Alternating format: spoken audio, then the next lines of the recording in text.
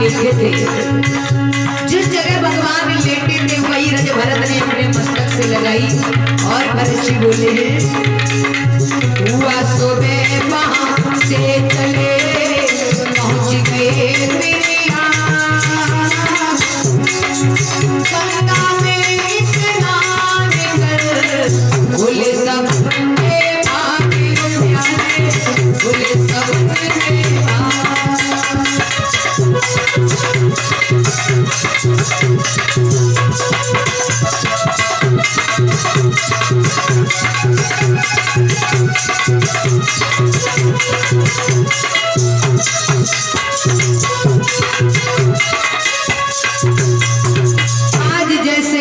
चले जाते जहां भगवान मैया सीता सोए थे वही रज भरत ने अपने मस्तक से लगाई। रोते हुए भरत जी आगे को जा रहे हैं। प्यारे एक अनुभवी ने बताया उधर भगवान राम को कि भरत सेना के साथ में आ रहा है। ये बात लक्ष्मण ने सुनी। लक्ष्मण कहने लगा पारे भरत पूरा राजपाट ले लिया फिर भी हमसे युद्ध करने आ रहा है।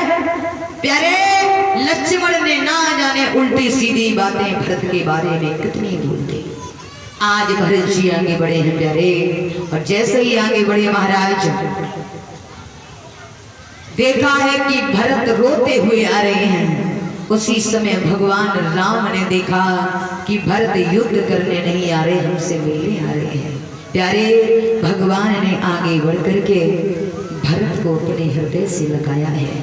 भगवान इतने रोए पूरे शरीर को भिगो दिया भरत के, और भरत भी इतने रोए भगवान के शरीर को भिगो दिया। प्यारे ऐसे भरत मिलाप हो रहा है भाई, क्या बताएं भैया। आज देवता घबराने लगे, देवता कहने लगे इतना प्रेम है दोनों भाइयों में, कहीं ऐसा ना हो भगवान प्रेम में पड़ करके अयोध्या नगरी वापस चले जाए, फिर मेरा कार्य अधूरा रह जाएगा, रावण नहीं मर पाएगा, राक्षसों का संहार कौन करेगा।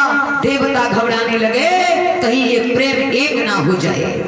भैया जैसे तैसे भगवान को अलग किया गया।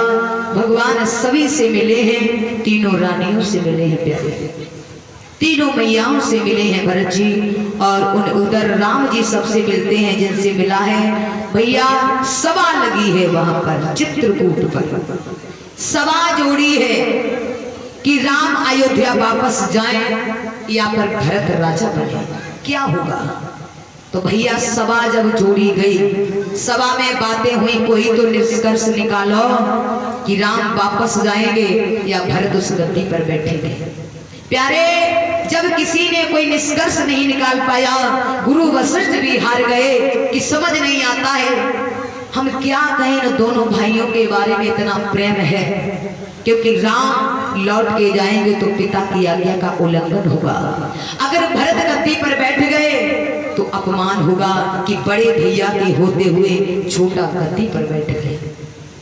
प्यारे अगर प्रेम सीखना है भाई भाई में तो भरत जैसा प्रेम सीखो। आजकल का भाई कोई होता ना तो कहता तुम जाओ हम गद्दी संभाल लेंगे, घरघाट संभाल लेंगे, ये घर हमारे नाम और कर दो, जाओ तुम 14 साल के लिए नहीं जिंदगी भर के लिए वन में जाओ। भैया आज भरत जी महाराज बोले हैं भैया चलो घर लौट करके, मेरे पिता भी इस दुनिया से चले गए भैया, गद्दी सुनी हो गई है, आप राजा बनिए।